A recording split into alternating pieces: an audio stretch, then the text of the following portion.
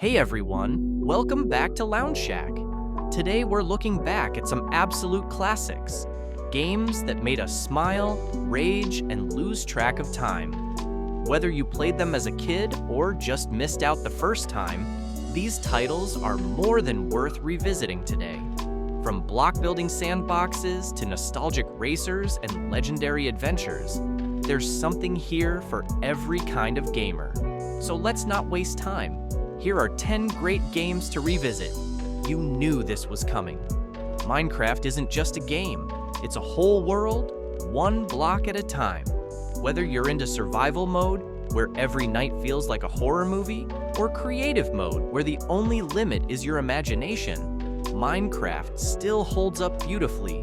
It runs smoothly on basically every platform today, from PC to consoles and even mobile.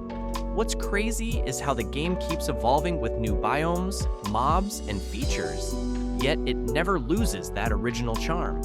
People still build entire cities, redstone machines, and even working calculators. It's just as fun solo as it is with friends. Reinstall it, load up a new world, and get lost for a few hours, or weeks. Okay, hear me out. Club Penguin was an era.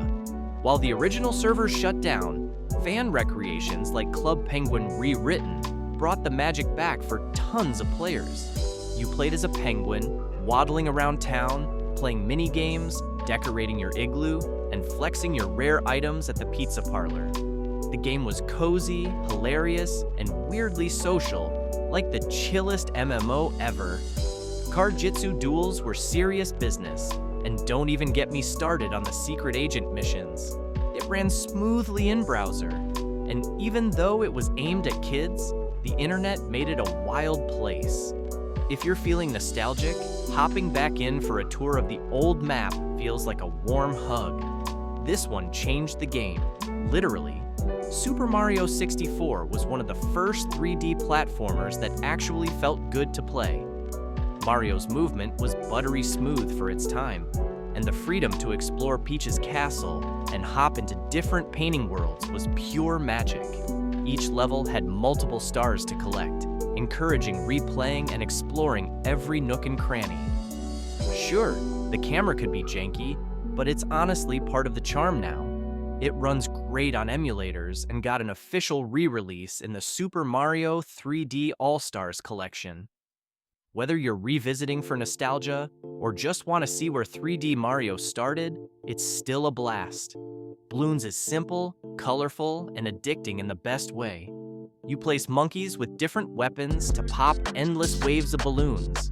Sounds basic, but it gets intense fast. Each level becomes a tactical challenge as you unlock more towers and upgrades. The beauty of it is that it works whether you want to casually relax or go full strategist mode. It started as a browser game, but now runs great on mobile and PC. BTD 5 and BTD 6 are fan favorites for their depth and clean visuals.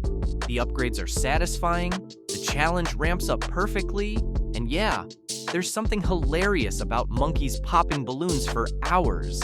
This was peak couch multiplayer chaos. Mario Kart Wii gave us bikes, motion controls, and tracks that people still rank as some of the best in the series. It ran great on the Wii, but you can still play it through emulation or if you've got the hardware. The drifting felt sharp, the item balancing was wild, and the online play, back in the day, was ahead of its time. People still play it today using modded servers like Wiimfi. The track variety, plus funky stuff like Funky Kong and the Flame Runner, gave it a unique feel. Replaying it is like visiting an old friend who still knows how to party. Portal and Portal 2 are puzzle games disguised as mind-bending first-person shooters. You use a portal gun to bend space and escape from test chambers, all while being taunted by the iconic AI, GLaDOS. The mechanics are clever, but super easy to learn, and then it just ramps up in complexity in the best way. Portal 2 added co-op and an actual storyline with hilarious writing. It runs perfectly on modern systems, and it's short enough to finish in a weekend. but the experience will stick with you way longer. The community still talks about the level design and humor to this day. It's just that good. This is one of those games that just oozes 90s attitude. Road Rash is a motorcycle racing game where you also punch, kick, and smack other riders with chains mid-race. It was gritty, fast, and chaotic, with a killer rock soundtrack to match. The older versions on Genesis and PS1 are still playable through emulation, and they've aged like fine punk wine. Crashes were brutal, the AI was dirty, and finishing a race felt like surviving a street fight. There hasn't really been anything quite like it since. If you're into old-school arcade-style fun with some edge, this one's worth another ride. This is the kind of game that shows up on best-of-all-time lists for a reason. Ocarina of Time was groundbreaking for 3D adventure games, with its time-traveling story, dungeon puzzles, and emotional beats. From Kokiri Forest to Hyrule Field and the Temple of Time, everything felt alive. It runs well on 3DS and has solid emulation options too. The controls may feel a bit stiff today, but once you adjust, it pulls you right back in. People still praise its music, atmosphere, and sheer ambition. Replaying it now feels like uncovering a legend all over again. If you ever dreamed of commanding medieval armies and building empires from scratch, this is the game. Age of Empires 2 is a real-time strategy classic that's still going strong decades later. It's been remastered as the definitive edition, with better visuals, smarter AI, and tons of new content. You can play solo, with friends, or jump into ranked multiplayer. Whether you're rushing with knights or booming into late-game trebuchets, there's real depth to the strategy. People still praise how balanced it feels despite the number of civilizations and units. Revisit it, and you might lose an entire weekend without realizing. Let's end with a high-speed legend. Need for Speed. Most Wanted from 2005 gave us street racing, police chases, and a moody open-world city to tear through. The blacklist system gave real purpose to every race, as you worked your way up the ranks to take down Razor.